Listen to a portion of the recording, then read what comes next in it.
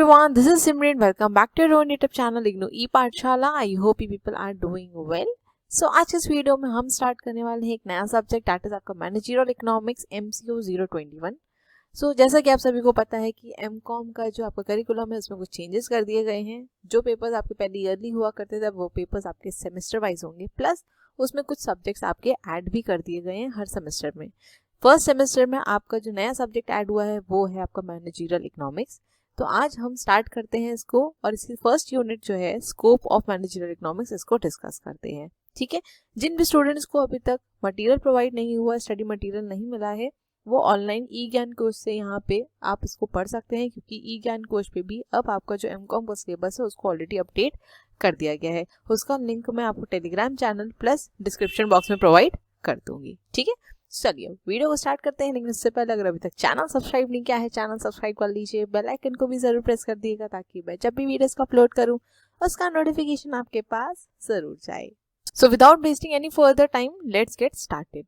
तो यहाँ पे सबसे पहले हम डिस्कस करेंगे कि मैनेजरियल इकोनॉमिक्स का मतलब क्या होता है. स्कोप तो हम समझ ही लेंगे, लेकिन सबसे पहले जानना जरूरी है ये है कि मैनेजरियल इकोनॉमिक्स क्या होती है.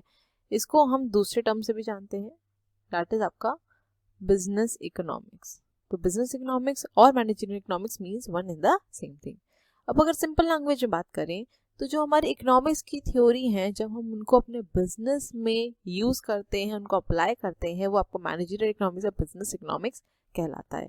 अब इकोनॉमिक्स की थ्योरीज आप किस तरीके से यूज कर सकते हैं, तो एक छोटा सा एग्जाम्पल देती हूँ आपको. लेट्स से कि कोई एक ऑर्गेनाइजेशन है जहाँ पर प्रोडक्शन का काम होता है. ठीक है, किसी भी प्रोडक्ट की मैन्युफैक्चरिंग हो रही है लेट्स से. अब अगर आप किसी भी प्रोडक्ट की मैन्युफैक्चरिंग कर रहे हैं, प्रोडक्शन हो रहा है, तो आपको पता होना चाहिए ना कि उस प्रोडक्ट की डिमांड और सप्लाई कितनी है, तभी तो आप उस हिसाब से उसका प्रोडक्शन करेंगे. एक्सेसिव प्रोडक्शन नहीं करेंगे क्योंकि फिर वो आपके रिसोर्सेज वेस्ट होंगे, और कम भी नहीं करेंगे क्योंकि फिर आप मार्केट की डिमांड को फुलफिल नहीं कर पाएंगे. राइट, तो हमको पता होना चाहिए कि डिमांड और सप्लाई क्या है. तो इसको फोरकास्ट करना इंपॉर्टेंट होता है, और इसको फोरकास्ट हम कैसे करते हैं, इकोनॉमिक्स से करते हैं. ठीक है, तो आप देख सकते हैं कि किस तरीके से हम जो इकोनॉमिक्स की थ्योरी है वो बिजनेस के अंदर, अपने ऑर्गेनाइजेशन के अंदर यूज करते हैं, ताकि हम एक करेक्ट डिसीजन ले सकें और साथ ही जो हमारी फ्यूचर प्लानिंग है उसको भी अच्छे से मैनेज कर सके. क्योंकि ऑर्गेनाइजेशन जो भी वर्क करता है वो सिर्फ प्रेजेंट के लिए नहीं, वो अपने फ्यूचर एस्पेक्ट्स को कंसिडर करके वर्क करता है. राइट, सो इसी तरीके से आपकी जो इकोनॉमिक्स की थ्योरी है वो बिजनेस ऑर्गेनाइजेशन के अंदर क्या होती है, यूज की जाती है.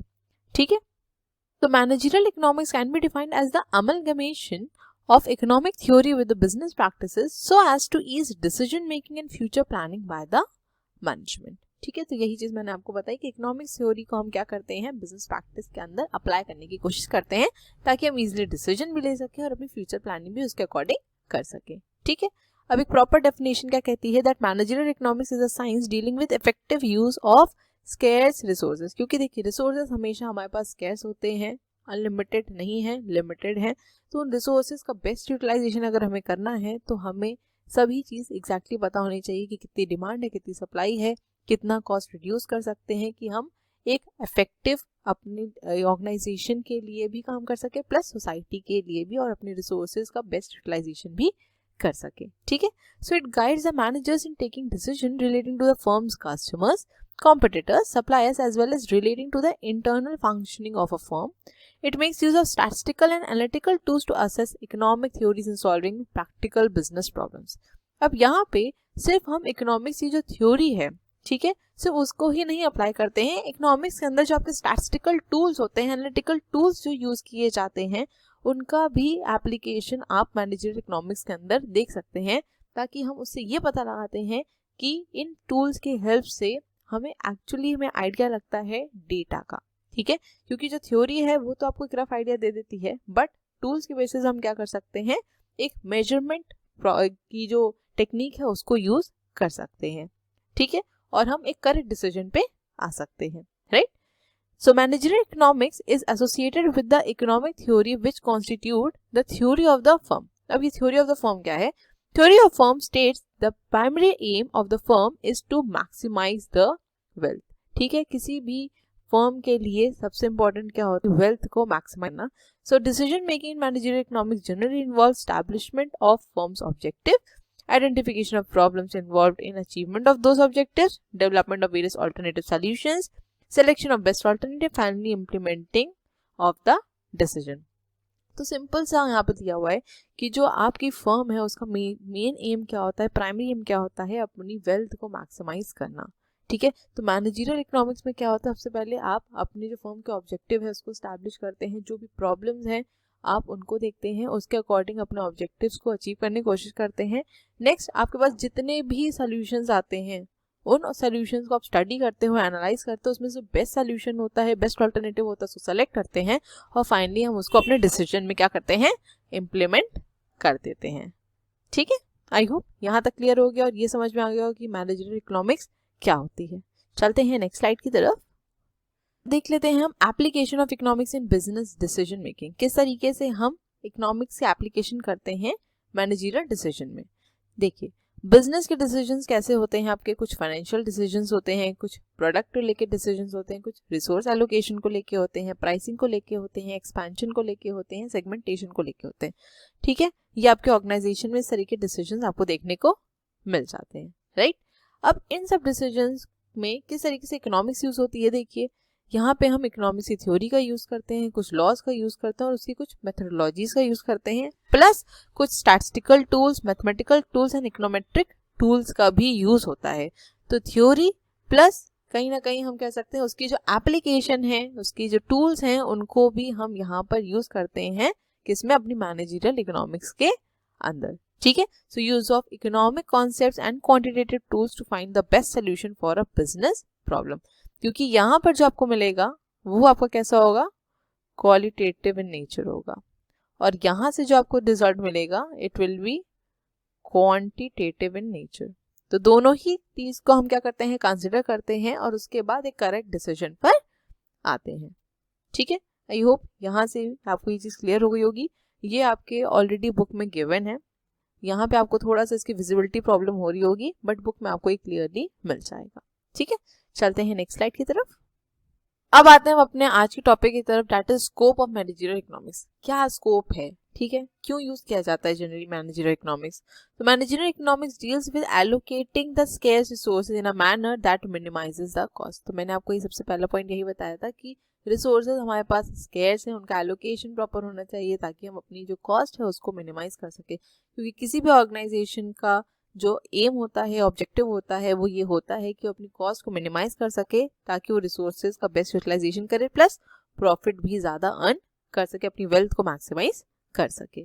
ठीक है, तो वेल्थ मैक्सिमाइज कैसे होगी, जब अपनी कॉस्ट को रिड्यूस करेंगे. ठीक है, नेक्स्ट पॉइंट हमारा that managerial economics has a more narrow scope, that is it is actually solving managerial issues using micro economics. अब यहाँ पर आपके जो इकोनॉमिक्स, इसको दो पार्ट्स में क्लासिफाई किया गया है. एक होता है हमारा माइक्रो इकोनॉमिक्स और एक होता है हमारा मैक्रो इकोनॉमिक्स. ठीक है, मैक्रो इकोनॉमिक्स क्या होती है आपकी, जहां पर हम बात करते हैं कंट्री एज अ होल की.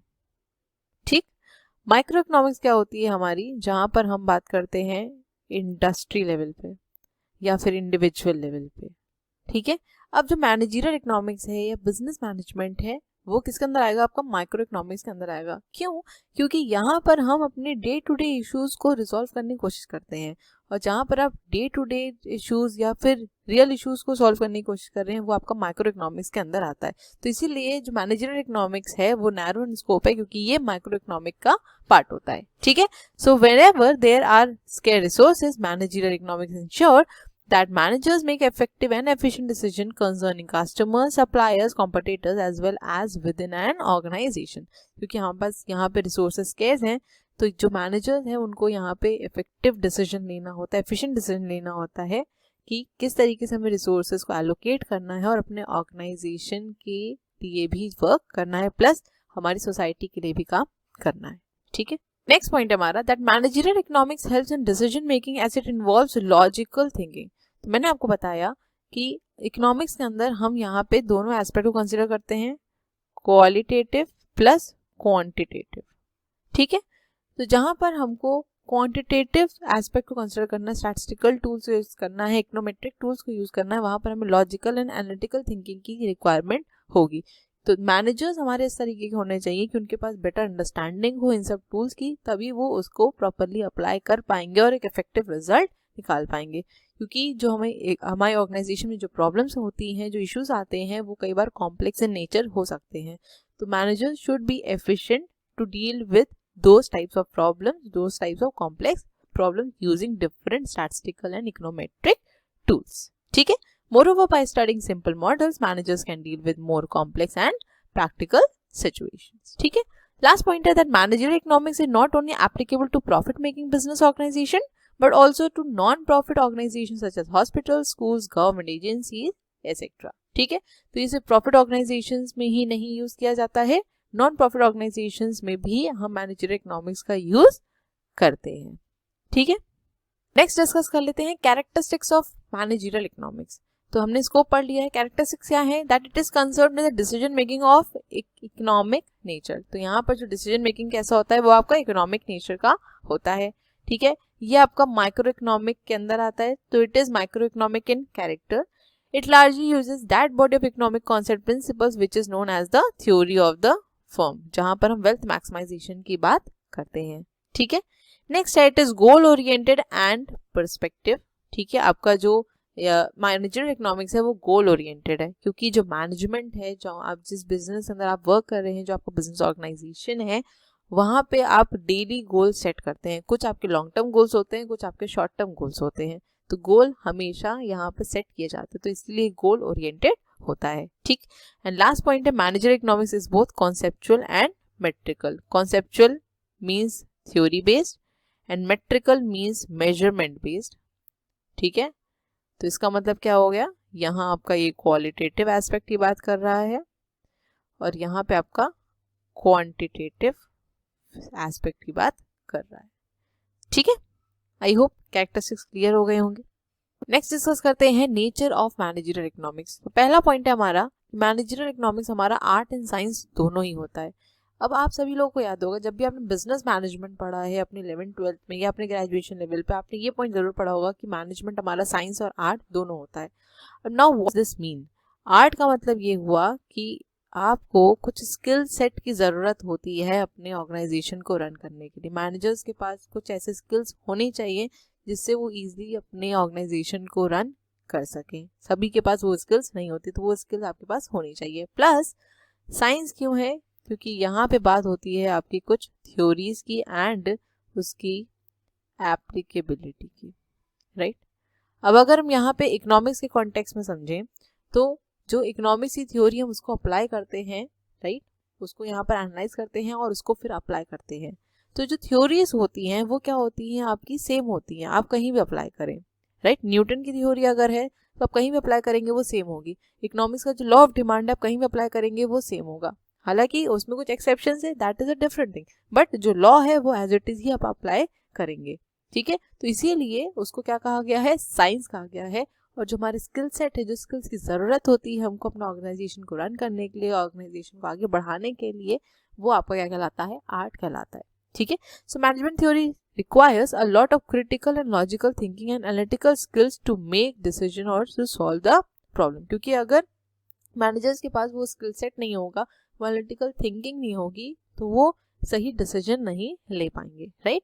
सो many economist also find it as a source of research, saying it includes applying different economic concepts, techniques and methods to solve the business problems. ठीक है। सो आई होप ये point clear हो गया होगा कि कैसे art और science दोनों ही है हमारा मैनेजरियल इकोनॉमिक्स। नेक्स्ट पॉइंट है हमारा माइक्रो इकोनॉमिक्स। तो in managerial economics managers typically deal with problems relevant to a single entity rather than economy as a whole. ठीक है। तो मैंने आपको ये बताया कि माइक्रो इकोनॉमिक्स क्या होता है, जहाँ पे हम इंडस्ट्री लेवल या इंडिविजुअल लेवल बात करते हैं, इकोनॉमी एज अ होल और कंट्री एज अ होल को कंसिडर नहीं करते हैं। ठीक है। हमारी जो प्रॉब्लम होती है वो नैरो इन नेचर होती है, तो यहाँ पर हम इजिली प्रॉब्लम्स को क्या कर सकते हैं? डील कर सकते हैं और उसका करेक्ट सोल्यूशन भी फाइंड आउट कर सकते हैं। So it is therefore considered an integral part of micro economics. Next point है हमारा that managerial economics also uses macro economics. Micro economics तो यूज करता ही है, प्लस हमारा जो मैक्रो इकोनॉमिक्स है उसका भी यूज यहाँ पर होता है। अभी कैसे होता है? क्योंकि देखिए जो आपका ऑर्गेनाइजेशन है वो कहाँ वर्क कर रहा है, एक्सटर्नल एनवायरनमेंट में वर्क कर रहा है, राइट। तो जब एक्सटर्नल एनवायरनमेंट में वर्क कर रहा है तो जो इकोनॉमिक चेंजेस है, गवर्नमेंट पॉलिसीज है, उनको भी यहाँ पर ध्यान देने की जरूरत है, ठीक है। नेक्स्ट पॉइंट है हमारा that it is multi disciplinary. अब जो हमारा मैनेजरियल इकोनॉमिक्स है वो मल्टी डिसिप्लिनरी क्यों बोला गया, क्योंकि यहाँ पर हम डिफरेंट प्रिंसिपल्स का यूज करते हैं। दैट इज आपका अकाउंटिंग भी यूज होता है, फाइनेंस भी यूज होता है, statistics, mathematics, production, operation research, human resource, marketing, हर एक डिसिप्लिन का यूज आपके मैनेजरियल इकोनॉमिक्स अंदर होता है, इसीलिए it is multi disciplinary in nature, ठीक है। नेक्स्ट है perspective or normative discipline. So by introducing corrective steps aims at achieving the objectives and solve specific issues or problems. इस पॉइंट का बेसिकली मतलब क्या हुआ कि जब हम इकोनॉमिक्स को यूज करते हैं मैनेजरियल इकोनॉमिक्स या बिजनेस इकोनॉमिक्स के अंदर, तो हमारे कुछ ऑब्जेक्टिव्स होते हैं जिनको हम अचीव करना चाहते हैं, और कुछ ऐसी प्रॉब्लम्स होती हैं जिनके कुछ आपके स्पेसिफिक सोल्यूशन होते हैं, ठीक है।